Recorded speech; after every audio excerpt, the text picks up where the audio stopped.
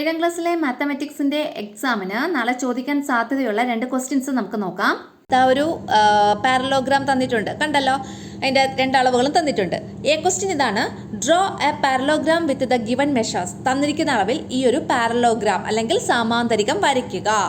അപ്പോൾ എൻ്റെ Malayalam medium question പേപ്പറാണ് ഇവിടെ തന്നിട്ടുള്ളത്. തന്നിരിക്കുന്ന അളവിൽ സാമാന്തരികം വരയ്ക്കുക. അപ്പോൾ ആദ്യം നമ്മൾ എന്ത് ചെയ്യണം? ആ ഒരു സാമാന്തരികം അല്ലെങ്കിൽ പാരലോഗ്രാം വരയ്ക്കണം.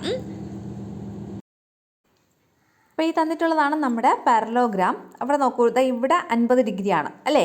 ഇവിടെ 50 ഡിഗ്രി ആണെങ്കിൽ പാരലോഗ്രാം ആയതുകൊണ്ട് ഇവിടെയും എത്രയായിരിക്കും? 50 ഡിഗ്രി ആയിരിക്കും. അപ്പോൾ ഇവിടെ 50 ഡിഗ്രി ആണെങ്കിൽ ഇവിടെ 50 ഡിഗ്രി ആയിരിക്കും. ഇനി നമുക്ക് അറിയാം ഒരു പാരലോഗ്രാമിൻ്റെ സവിശേഷതകൾ അല്ലെങ്കിൽ ക്യാരക്ടറിസ്റ്റിക്സ് എന്താണ്? സാമാന്തരികത്തിൻ്റെ ക്യാരക്ടറിസ്റ്റിക്സ് എന്താണ്? ഓപ്പോസിറ്റ് ആംഗിൾസ് ഈക്വൽ ആണ്, ഓപ്പോസിറ്റ് സൈഡ്സ് ഈക്വൽ ആണ്.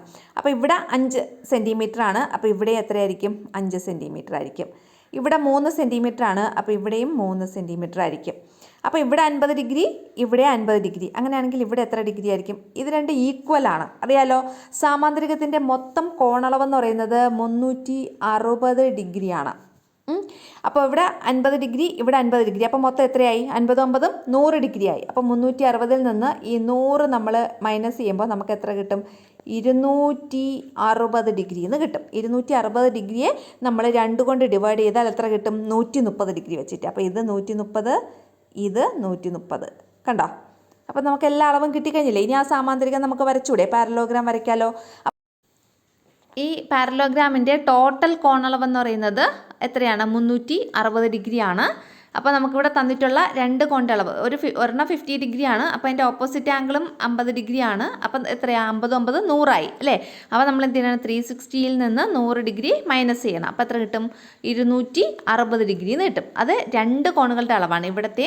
ഇവിടത്തെയും കോണിൻ്റെ അളവാണ് 260 ഡിഗ്രി എന്ന് പറയുന്നത്. ഈ 260നെ നമ്മൾ 2 കൊണ്ട് ഡിവൈഡ് ചെയ്യുമ്പോൾ നമുക്ക് 130 ഡിഗ്രി എന്ന് കിട്ടും. അപ്പോൾ ഒരു കോണളവ് 130, ഇവിടുത്തെ കോണളവ് 130.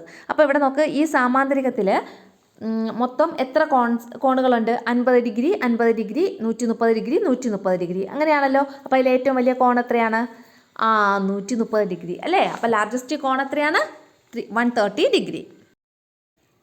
അടുത്ത മൂന്നാമത്തെ question: which one of the following is the measure of the 4 angles of A parallelogram. ഒരു പാരലോഗ്രാമിൻ്റെ 4 ആംഗിൾസ് ആയി വരാൻ ചാൻസ് ഉള്ളത് ഇതിൽ ഏതൊക്കെയാണെന്നുള്ളത്. അപ്പോൾ ഇവിടെ നമ്മൾ ശ്രദ്ധിക്കാനുള്ള ഒരു കാര്യമെന്ന് പറയുന്നത്, ഇപ്പം നമ്മൾ ചെയ്ത ആ പ്രോബ്ലത്തിൽ 4 ആംഗിൾസ് ഏതൊക്കെയായിരുന്നു? എത്രയാണ്? 50 ഡിഗ്രി, പിന്നെ 50 ഡിഗ്രി അല്ലേ? പിന്നെ എത്രയാണ്? 130 ഡിഗ്രി, 130 ഡിഗ്രി. ഇതാണല്ലോ. അതായത് 2 ആംഗിൾസ് ഒരുപോലെ ആയിരിക്കണം, 2 ആംഗിൾസ് ഒരുപോലെ ആയിരിക്കണം. അതാണ് നമുക്കിവിടെ വേണ്ടത്. ഇവിടെ തന്നിട്ടുള്ള ഓപ്ഷൻസ് നോക്ക്. ഒന്നാമത്തെ ഓപ്ഷൻ 40 ഡിഗ്രി, 140 ഡിഗ്രി, പിന്നെ 50 ഡിഗ്രി, 30 ഡിഗ്രി. അതെന്തായാലും വരില്ല. പിന്നെ ഉള്ളത് 50 ഡിഗ്രി 140, 50 ഡിഗ്രി 140 ഡിഗ്രി. അതാവാൻ ചാൻസ് ഉണ്ട്, കാരണം 2 ആംഗിൾസ് ഈക്വൽ ആയിരിക്കണം അല്ലേ? അപ്പോൾ 50 50, 140 140. ഓക്കെ. ഇനി അടുത്ത ഓപ്ഷൻ 70 110, 70 110. അതാകാൻ ചാൻസ് ഉണ്ട്. അടുത്തത് 50 130, 60 120. അത് ഒരിക്കലും ആവില്ല അല്ലേ? കാരണം 2 ആംഗിൾസ് പരസ്പരം ഈക്വൽ ആണ്, അതുകൊണ്ട്. അപ്പം നമുക്ക് ബിയോ സിയോ അതിലേതെങ്കിലും 2 ഓപ്ഷനാണ് ആവാൻ ചാൻസ് ഉള്ളത്. ഇനി നമ്മളിവിടെ അടുത്ത കാര്യം നോക്കണം. ഇവിടെ ഈ 50ഉം 130ഉം കൂടെ ആഡ് ചെയ്യുമ്പോൾ എത്ര കിട്ടും? 180. ഈ 50ഉം 130ഉം കൂടെ ആഡ് ചെയ്യുമ്പോൾ 180. അതായത് ചെറിയ ഒരു കോണും വലിയ ഒരു കോണും തമ്മിൽ ആഡ് ചെയ്യുമ്പോൾ 180 ഡിഗ്രി കിട്ടുന്നതായിരിക്കണം ഒരു പാരലോഗ്രാമിൻ്റെ ആംഗിൾസ് എന്ന് പറയുന്നത്. അപ്പോൾ ഇവിടെ നോക്കിക്കഴിഞ്ഞാൽ ഈ ബി ഓപ്ഷൻ നോക്ക്, 50ഉം 140 ആണല്ലോ. 50ആണ് ഏറ്റവും ചെറിയ ആംഗിൾ, 140 വലിയ ആംഗിൾ. അത് രണ്ടും കൂടെ ആഡ് ചെയ്യുമ്പോൾ എത്ര കിട്ടും? 190. അപ്പോൾ അത് കറക്റ്റ് ആണോ? അല്ല. ഇനി നോക്കി 70 110, 70 110 കൂടെ ആഡ് ചെയ്യുമ്പോൾ എത്ര കിട്ടും? 180 അല്ലേ? അപ്പം നമുക്കിവിടെ കറക്റ്റ് ആയിട്ടുള്ള ആൻസർ ഏതാണ്? സി ഓപ്ഷനാണ്. അപ്പോൾ 70 110, 70 110. കേട്ടോ? ഇങ്ങനെയാണ് നമ്മൾ ഈ പാരലോഗ്രാമിൻ്റെ ആംഗിൾസ് കണ്ടുപിടിക്കേണ്ടത്. മനസ്സിലായല്ലോ? അടുത്ത രണ്ടാമത്തെ ആക്ടിവിറ്റി നോക്കിയോളൂ. This figure is drawn to find the product of 2 fractions. The coloured part indicates the product. അതായത് 2 ഫ്രാക്ഷൻ്റെ 2 ഭിന്നസംഖ്യകളുടെ ഗുണനഫലം കണക്കാക്കാൻ വേണ്ടി വരച്ച ചിത്രമാണ് ഈ കൊടുത്തിട്ടുള്ളത്. ഈ നിറം നൽകിയ ഭാഗം ഗുണനഫലത്തെ അല്ലെങ്കിൽ പ്രോഡക്റ്റിനെയാണ് ഇൻഡിക്കേറ്റ് ചെയ്യുന്നത്. അങ്ങനെയാണെങ്കിൽ ഒന്നാമത്തെ ക്വസ്റ്റ്യൻ നോക്കിയോളൂ. Which fraction represents the product? പ്രോഡക്റ്റിനെ റെപ്രസെൻ്റ് ചെയ്യുന്ന അല്ലെങ്കിൽ ഗുണനഫലത്തെ സൂചിപ്പിക്കുന്ന ഭിന്നസംഖ്യ ഏത്? ഏതാണ്? അത് നമുക്ക് കണ്ടുപിടിക്കാം. ഇവിടുത്തെ ക്വസ്റ്റ്യൻ എന്താണ്? Which fraction represents the product? പ്രോഡക്റ്റിനെ റെപ്രസെൻറ്റ് ചെയ്യുന്നത് ഏത് ഫ്രാക്ഷനാണ്? അതാണ് നമുക്കിവിടെ കണ്ടുപിടിക്കാനുള്ളത്. അപ്പം നോക്കിയോളൂ, ഇവിടെ ഇത് എത്ര കോളംസ് ആണുള്ളതെന്ന് നമ്മൾ ആദ്യം കണ്ടുപിടിക്കണം. അപ്പോൾ നമുക്ക് കോളത്തിൻ്റെ എണ്ണം കണ്ടുപിടിക്കാം. അപ്പോൾ ഇതാ നോക്കി, ഈ കോളംസ് എല്ലാം കൂടെ എണ്ണി നോക്കുമ്പോൾ നമുക്ക് 20 കിട്ടും. ഓക്കെ ആണല്ലോ? നിങ്ങൾ എണ്ണി നോക്കുക കേട്ടോ. ഇത് മൊത്തത്തിൽ ഈ കോളംസ് എണ്ണി നോക്കുമ്പോൾ 20 കിട്ടും. എത്രയാണ് കിട്ടിയത്? 20. 20 എത്ര കോളമാണ് കളർ ചെയ്തേക്കുന്നത്, ഷെയ്ഡ് ചെയ്തിട്ടുള്ളത്? എത്ര കോളമാണ്?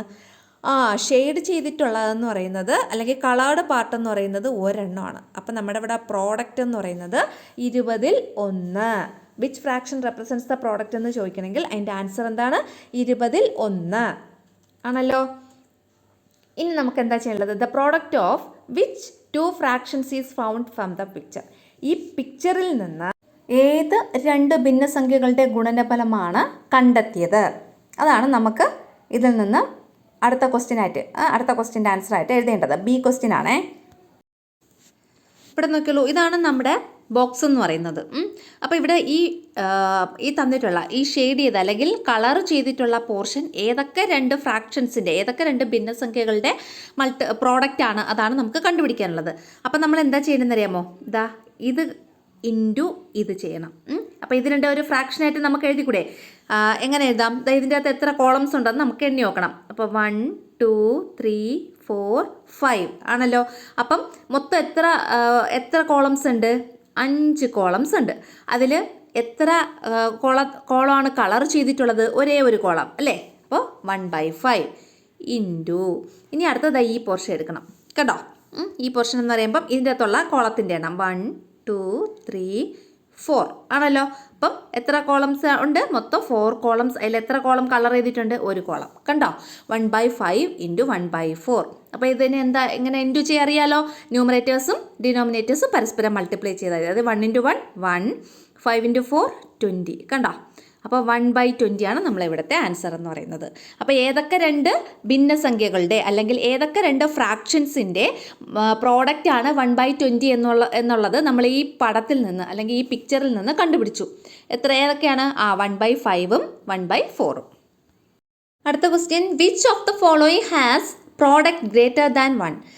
താഴെ തന്നിരിക്കുന്നവയിൽ ഗുണനഫലം 1നേക്കാൾ വലുത് ഏതാണ്? 4 ഓപ്ഷൻസ് ഉണ്ട്. 2 × 1/3, 4 × 1/3, 3 × 1/3, 1/4 × 2. അപ്പോൾ ഇതിൽ ഗുണനഫലം 1നേക്കാൾ വലുത് ഏതാണെന്ന് നമ്മൾ കണ്ടുപിടിക്കണം. ഈ 4 ക്വസ്റ്റ്യൻസ് ആണ് നമുക്ക് തന്നിട്ടുള്ളത്. 2 × 1/3, 4 × 1/3, 3 × 1/3, 1/4 × 2. അതിൽ ഒന്നാമത്തെ 2 × 1/3. 2 × 1/3 ചെയ്യുമ്പോൾ നമുക്ക് 2/3 എന്ന് കിട്ടും. അടുത്ത 4 × 1/3 ചെയ്യുമ്പോൾ 4/3 എന്ന് കിട്ടും. 3 × 1/3 ചെയ്യുമ്പോൾ 3/3 എന്ന് കിട്ടും. അത് നമ്മൾ 3/3 ചെയ്യുമ്പോൾ 3 3 ക്യാൻസൽ ആയിപ്പോയി 1 എന്ന് കിട്ടും. 1/4 × 2 ചെയ്യുമ്പോൾ 2/4 എന്ന് കിട്ടും. അതിനെ നമ്മൾ ക്യാൻസൽ ചെയ്ത് എഴുതിയ 2 കൊണ്ട് 2 സൈഡിൽ നമുക്ക് ഡിവൈഡ് ചെയ്യുമ്പോൾ നമുക്ക് 1/2 എന്ന് കിട്ടും അല്ലേ? അതായത് ഇതാണ് അതിനെ ക്യാൻസൽ ചെയ്യുമ്പോൾ വരുന്നത്. അപ്പോൾ 1/2 എന്ന് കിട്ടും. അപ്പോൾ നമുക്കിവിടെ കിട്ടിയതിൽ 1നെക്കാട്ടിലും വലിയ നമ്പർ ഏതാണെന്ന് കണ്ടുപിടിക്കണം. 1നെക്കാട്ടിലും വലിയ നമ്പർ ഏതാണെന്ന് കണ്ടുപിടിക്കാൻ വേണ്ടിയിട്ട് ഞാൻ ഒരു എളുപ്പവഴി പറഞ്ഞുതരാം. നമ്മൾ ഡിനോമിനേറ്ററിൽ ചെറിയ നമ്പറും ന്യൂമറേറ്ററിൽ വലിയ നമ്പറും ആയിരിക്കണം. ഒന്നാമത്തത് 2/3. ഇവിടുത്തെ ന്യൂമറേറ്റർ വലുതാണോ? ഇവിടുത്തെ ന്യൂമറേറ്റർ 2ഉം ഡിനോമിനേറ്റർ 3ഉം ആണ്. അപ്പോൾ ഇവിടെ എന്താണ്? ന്യൂമറേറ്റർ ആണ് ചെറുത്, ഡിനോമിനേറ്റർ വലുതാണ്. അപ്പോൾ അത് പറ്റില്ല. അടുത്തത് ഇവിടെ 3 × 1/3 ചെയ്യുമ്പോൾ 1 ആണ് കിട്ടുന്നത്. അത് 1നെക്കാട്ടിയും വലുതല്ലോ, 1ന് ഈക്വൽ ആണ്. അപ്പോൾ അത് എടുക്കാൻ പറ്റില്ല.